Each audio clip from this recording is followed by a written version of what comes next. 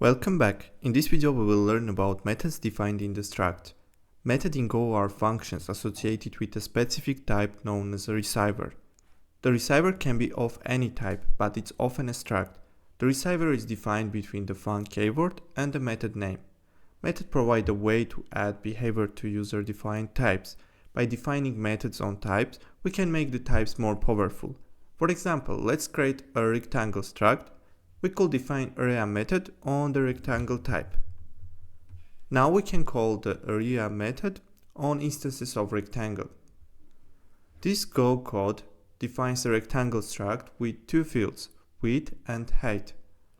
Both of type float 64. The struct also has a method named area, which calculates the area of the rectangle.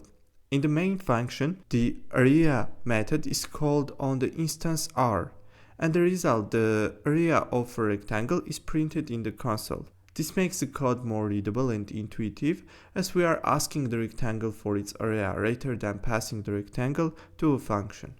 Thank you for the watching. If you like this video, please subscribe to the channel.